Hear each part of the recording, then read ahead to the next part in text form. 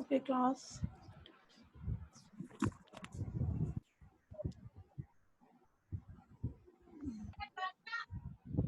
Okay, the topic we are going to discuss today, that is compensation and benefits. Bache, I will ask you people, I've already asked you people to please just close your mics so we may be able to conduct the class. थोड़ा सा आप लोग खुद ही अपने mics का ध्यान रखिए. रिजवान, हम्माद, आप लोगों के mics.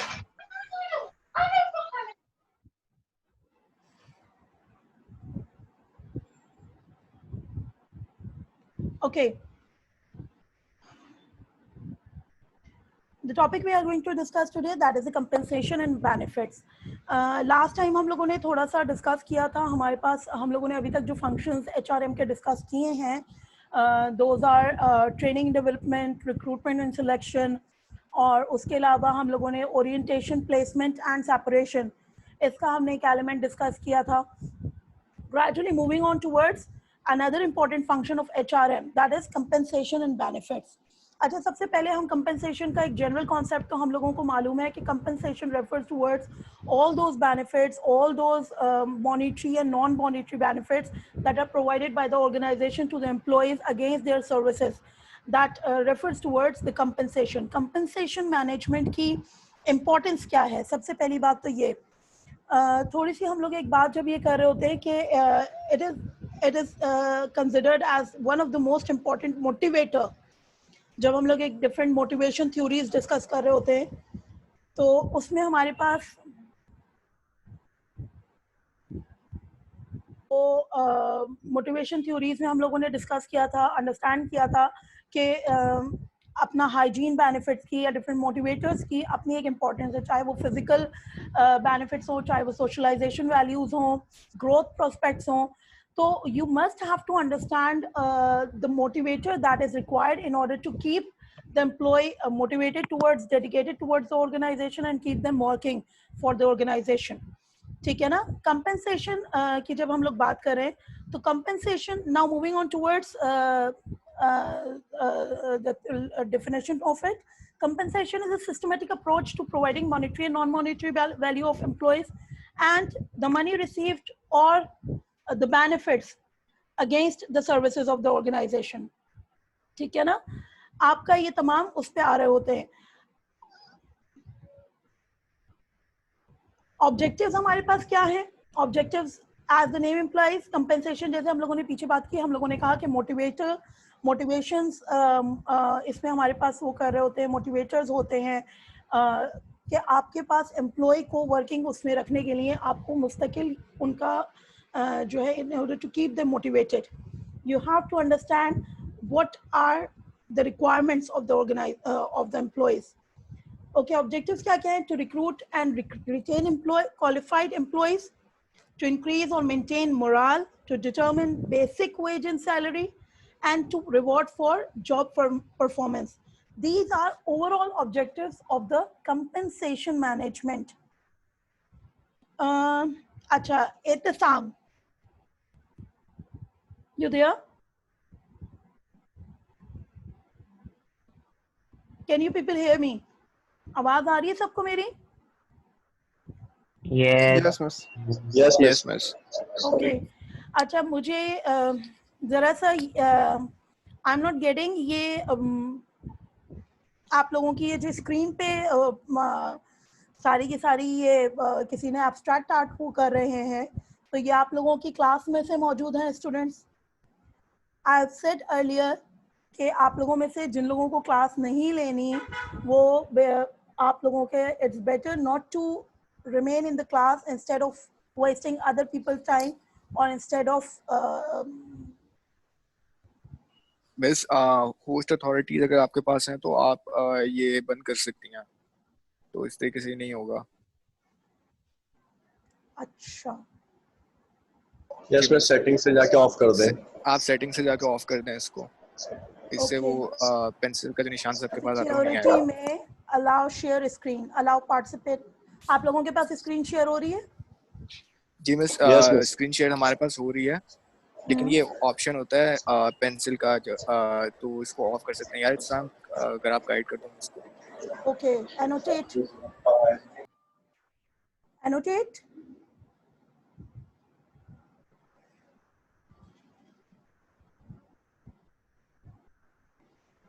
Is that okay now? Yes, miss. Clear. Okay, can any one of you please check it out? Do you still have the rights to work it out or not?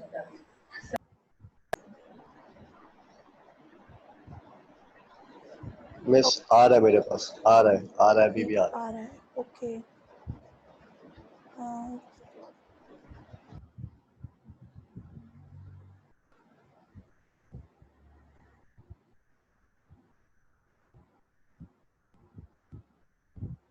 Okay,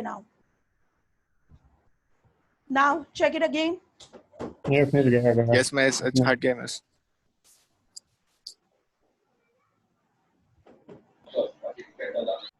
okay, clear हो गया है?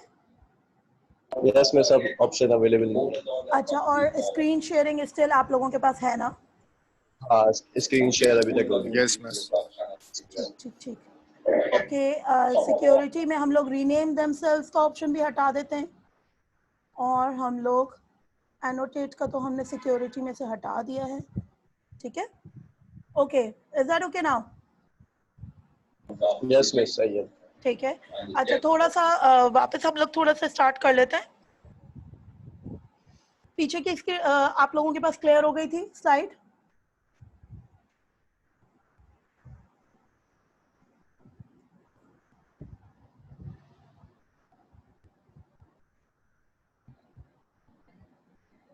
Okay, हाँ जी। हम लोगों ने थोड़ा सा compensation को जो डिस्कस किया था, इसमें किसी को कहीं पे कोई प्रॉब्लम?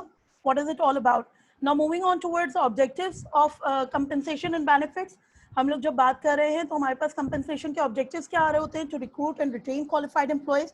ऑब्वियसली कंपेंसेशन या बेनिफिट्स का हो, या कंपेंसेशन का हो, या रिम्यूनरेशन का हो, इसको जब हम एक पूरा का पूरा HRM का फंक्शन कंसिडर कर रहे हैं, तो the reason behind considering it the main important function इसलिए क्योंकि इसमें आपकी कंसिडरेशंस आ रही होती हैं, और कंसिडरेशंस ये हो रही होती हैं कि your employee should remain motivated toward the organization, they should remain dedicated toward the organization, और उसमें आप लोगों का कहाँ पे किस तरीके से उन लोगों की मोटिवेशन कोलैप्स ना कर जाए। For every employee there is a separate motivator. हर एम्प्लॉय आपके मॉनिटरी बेनिफिट्स पे रिटेन नहीं होता एक ऑर्गेनाइजेशन के अंदर। ये चीज़ हम लोगों ने पीछे भी डिस्कस की थी कि we should always keep in mind. आप लोगों ने पीछे सब्जेक्ट्स पढ़े हैं, you have started management, you have started organizational behavior, you have studied different motivation theories, और जब हम ये तमाम motivation theories को पढ़ रहे होते हैं तो हमारे पास जो है उस वक्त में हम लोग ये देख रहे होते हैं कि हर एम्प्लॉय के लिए अलग अलग मोटिवेटर आपको देखना होता है। उसमें आपके फिजिकल बेनिफिट्स भी आ रहे होते हैं, सोशलाइजेशन भी हो रही होती है, ग्रोथ पर्सपेक्ट भी आ रहा होता है, रिलेटेडनेस होती है। So we have to understand what actual are the motivator required by the employees at particular stage or their scenario in the organization. Okay, importance for the organization, for the employees, दोनों के लिए एक अच्छे compensation management की importance होती है। It not only helps motivate the employees or keep them remain dedicated towards the organization, take better work from them, but effective compensation management also helps in the image building of the organization. Attract talent, आपके पास we know it very well that employees are one of the most important factors of internal environment of an organization. हम कह रहे होते हैं कि हमारे पास internal factors जो एक organization के होते हैं उसमें employees सबसे basic source होते हैं, उनको retain करके रखना हमारे पास सबसे important होता है।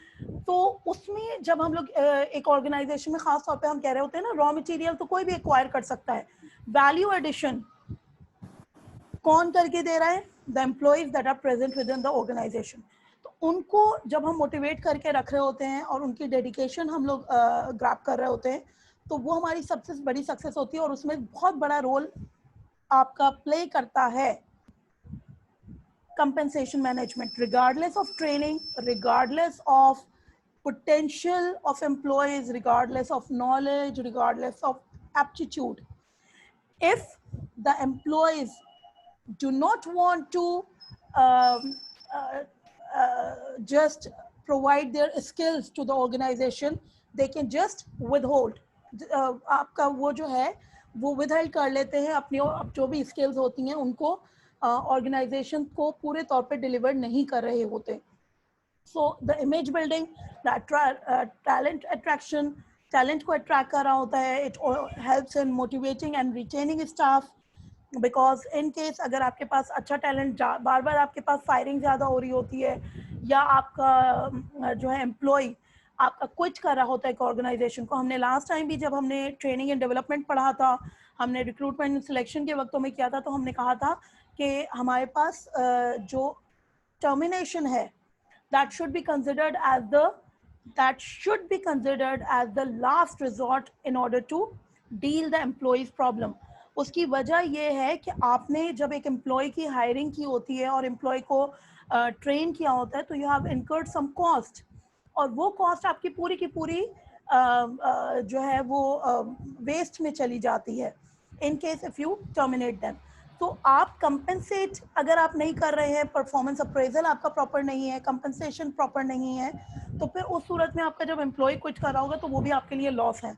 Image building, ensure equity, administrative efficiency, reward valued behavior, and motivate and retain staff. These are the core components of effective compensation management. Somehow they are affected by some external factor, say the institutional effectiveness, organizational effectiveness, employee management, internal कैसी है, employees का अपना aptitude क्या है, और हमारे पास external legal environment क्या कह रहा होता है. ये तमाम चीज़ें हमें सामने रखनी होती हैं, फिर हम लोग उन तमाम चीज़ों को लेके और काम कर रहे होते हैं. Okay, the rewards that are provided to the employees, different. Again, once again, I would like to remind कि हमारे पास एक बात हमें बार बार दिमाग में रखनी ज़रूरी होती है कि HRM में कोई स्पेसिफिकेशंस नहीं है. ह्यूमन रिसोर्स को जब आप मैनेज कर रहे होते हो तो you have to alter, you have to modify your strategies as per the human resource, as per the employees involved. हर एक की ह्यूमन साइकोलॉजी अलग अलग होती है, हर एक का एप्टीट्यूड अलग होता है, हर एक का सिनेरियो अलग होता है. तो उस सूरत में अगर आप उनको उनके सिनेरियो के मुताबिक आपको हर लम्हे चेंजेस करने होते हैं. हमने देखा कि हमारे पास रिक्रूटमेंट एंड सिलेक्शन में हमारे पास मेथड्स जो है वो वेरी कर रहे थे फ्रॉम ऑर्गेनाइजेशन टू ऑर्गेनाइजेशन. ठीक है ना. सिलेक्शन प्रोसेस वेरी कर रहा था, टेस्टिंग मेथड्स वेरी कर रहे थे आपके from organization to organization. The same is the case with the rewards process. Rewards process में हमारे पास थोड़ा सा और आगे बढ़ जाता है, और आगे बढ़ के वो सिर्फ ऑर्गेनाइजेशन टू ऑर्गेनाइजेशन नहीं रहता, बल्कि वो आपका एम्प्लॉय टू एम्प्लॉय भी आ रहा होता है, सिनेरियो चेंज हो रहा होता है.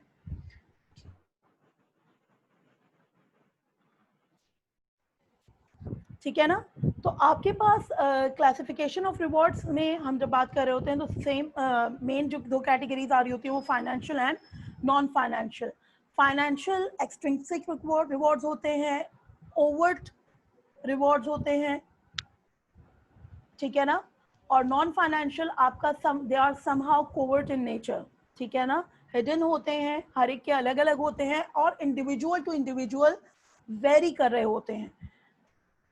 एक ऑर्गेनाइजेशन के एक ही ग्रेड के डिफरेंट एम्प्लॉयज का ऑर्गेनाइजेशन के अंदर रिटेंशन के रीजंस बिल्कुल डिफरेंट हो सकते हैं.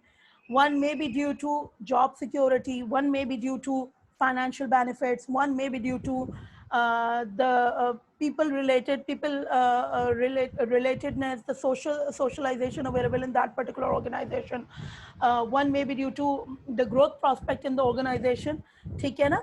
तो हर एक का अलग अलग होता है. बहुत सारे लोगों के अपने रीजंस होते हैं. They do not like to, उनके अंदर उनकी नेचर में परमानेंस ज़्यादा होती है instead of switching from one organization to second organisation.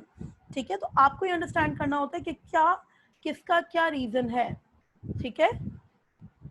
Financial में हमारे पास दो वो आ रहे होते हैं, डायरेक्ट एंड इनडायरेक्ट. इसकी फर्दर कैटेगरी को हम और एलैबोरेट करेंगे अभी नीचे. नॉन फाइनेंशियल में hold on first. Non financial में हमारे पास सेटिस्फैक्शन है और प्रेज एंड रिवॉर्ड्स है. ठीक है ना. सेटिस्फैक्शन डिराइव्ड फ्रॉम जॉब और praise and rewards that are specific to different employees. ठीक है. Okay, बच्चे, question answer session, we will take the question answer session in the last of the lecture. So मैं ये कहना चाह रहा हूँ, मुझे ये काइंडली स्लाइड्स शेयर कर दें. Okay, thank you. total compensation में then comes compensation components, जिसमें हम लोग बात कर रहे होते हैं. अच्छा, compensation वही मॉनिटरी हो नॉन मॉनिटरी हो. ठीक है. कंपोनेंट्स आपके डायरेक्ट कॉम्पनसेशन में जब हम बात कर रहे होते हैं तो they comprises of as they are the financial benefits. तो बेसिक पे होती है, बोनस होते हैं, लॉन्ग टर्म इंसेंटिव्स होते हैं, या पर्क और प्रैक्टिसेस होते हैं. आपके पास जो भी पर्क्स आपकी ऑर्गेनाइजेशन पे कर रही होती है. ठीक है. इनडायरेक्ट कंपनसेशन में हमारे पास जो आ रहा होता है that is insurance, health insurance, leaves, clothes, companies, parties, phones, laptops. There are so many. Keep the thing in mind that these benefits, these perks, while associating yourself or the organization, are different for every individual. A lot of people, जैसे अभी हम लोगों ने बात की थी ना, जो भी covert benefits होते हैं, they are specific to every individual. Provide same ही किए जा रहे होते हैं, मगर retain जो चीज एम्प्लॉय को रिटेन कर रही है एक ऑर्गेनाइजेशन के साथ, वो उसका अपना साइकोलॉजिकल, किस चीज को वो ज्यादा साइकोलॉजिकल वैल्यू दे रहा है, किस चीज को वो ज्यादा वर्दी समझ रहा है, ये मैटर करता है. A lot of people, there are a lot of indirect compensation benefits associated with the organization, जिसमें हम लोग कह रहे होते हैं कि other than bonuses, leaves, clothes, companies, parties, phones, ये growth benefits के अलावा आपके for example at times it is the equity sharing. बहुत सारी कंपनीज शेयर्स अपने इक्विटी शेयरिंग में लेकर आ रही होती हैं in order to provide the sense of ownership, in order to just invest a sense of ownership within the employees of the organization. ठीक है ना. तो हमारा एक्चुअल मकसद क्या है? उनको मोटिवेटेड रखना, उनका मोराल वो रखना, हाई रखना, और उनको अपनी ऑर्गेनाइजेशन के साथ जो है कमिटेड रखना. उसके लिए कोई भी आप स्ट्रेटजी ले रहे होते हो, डिफरेंट आप तरीके का इस्तेमाल कर रहे होते हो. बहुत सारी ऑर्गेनाइजेशन चिल्ड्रन बेनिफिट्स दे रही होती हैं. लेट्स से अगर वो आपके पास जो है आपके फैमिली के जो भी चिल्ड्रन वगैरह हैं, उनका फीस स्ट्रक्चर, उनका फीस पेमेंट्स पे आ रहे होते हैं, या आप लोगों के और डिफरेंट बेनिफिट्स दे रहे होते हैं. अच्छा, जैसे हमारी ये क्लास अगर ऑफ होगी, then we will move on towards the next session with the same ID, with the same password. ठीक है. Okay, non-monetary, enhanced dignity. What are the benefits of non-monetary compensation benefits? Enhanced dignity and satisfaction from work performed. Promote social relationship with co-workers. Allocate sufficient resources to perform work assignments, offer supportive leadership, enhance physiological health, intellectual growth. ठीक है ना. आपके पास उनकी dignity, जैसे हमने बात की ना कि हमारे पास फिजिकल बेनिफिट्स एक अलग होते हैं, या आपके पास सोशलाइजेशन अलग होती है. ERG थ्योरी कहती है कि ओके आपके पास रिलेटेडनेस क्या है और ग्रोथ प्रोस्पेक्ट क्या है. तो वो चीज़ें आप देख रहे होते हो कि वो आपको नॉन मॉनिटरी बेनिफिट से ज़्यादा मिल रही होती हैं.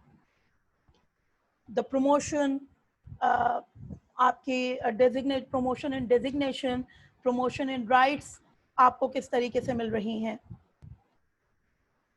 Again another categorization that is somehow elaborated. Financial में अब यहाँ पे जैसे हम लोग बात कर रहे हैं वेजेस की और सैलरीज की, वेजेस और सैलरीज क्या होती हैं, इंसेंटिव्स क्या होते हैं, फ्रिंज बेनिफिट्स क्या होते हैं, पर्क्स क्या होते हैं, और फिर वही वाली चीज़ कि फिर नॉन फाइनेंशियल आपके बेनिफिट्स क्या क्या जा रहे होते हैं।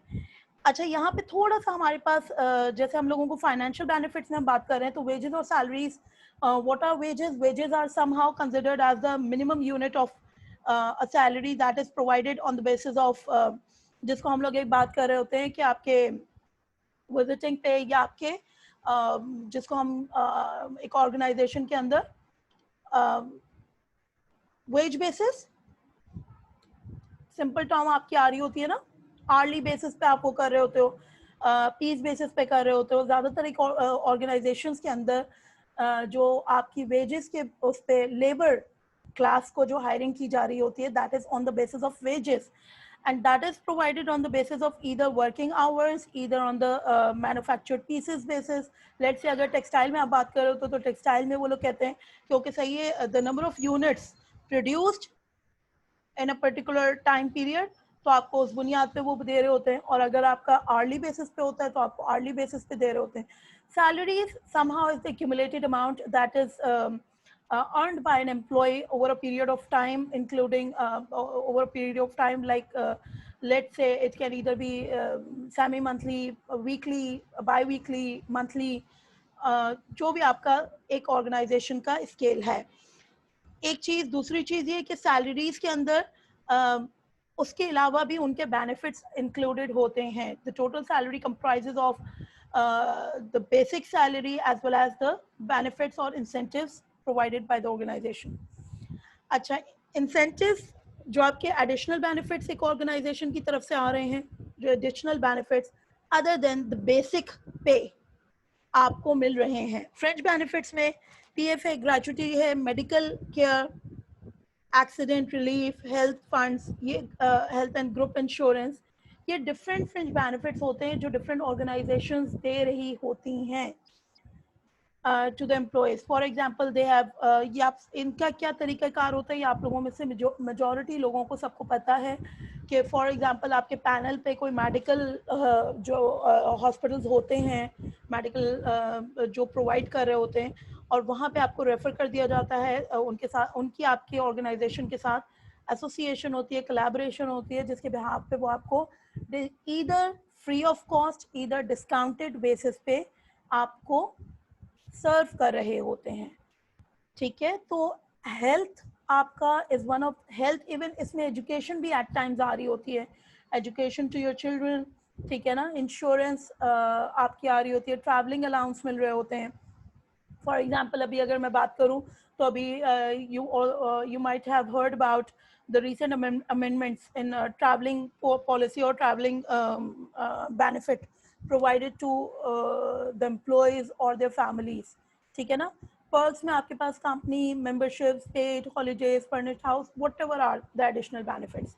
non financial में again, अच्छा नॉन फाइनेंशियल जैसे हमने बात की थी ना, नॉन फाइनेंशियल खास तौर पे एक ज़्यादा इंपॉर्टेंट रोल प्ले कर रहे होते हैं क्योंकि ये साइकोलॉजिकल बेनिफिट्स होते हैं। Those are specific to every individual, जिसमें आपके अब जैसे हम लोगों ने एक पीछे जब हम लोग जॉब डिज़ाइन और जॉब स्पेसिफिकेशंस वगैरह पढ़ रहे थे उस वक्त हम लोगों ने कहा था जॉब एनरिचमेंट या जॉब ग्रोथ, दे आर, ये भी बजाते खुद ऐसे कंपोनेंट्स होते हैं जिनकी वजह से बहुत सारे एम्प्लॉयज़ जो हैं वो रिटेन हो रहे होते हैं एक ऑर्गेनाइजेशन के अंदर।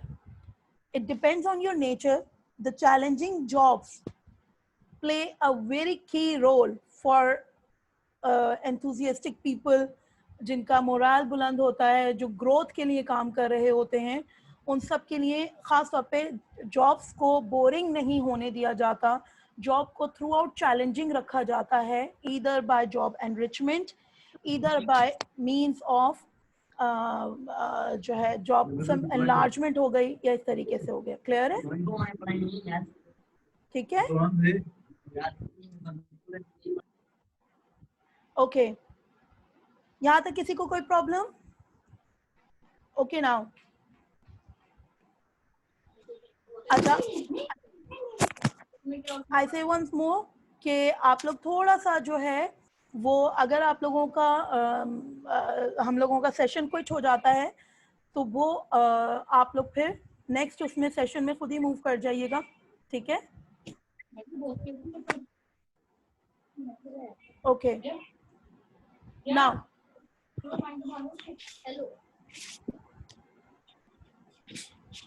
ठीक है, हम लोगों के types of compensation, another one, you can just go through different types of compensations provided by different organization, different authors, किस किस बेसिस पे उन्होंने किस तरीक़ों से कैटेगराइजेशन की हुई है, ठीक है ना?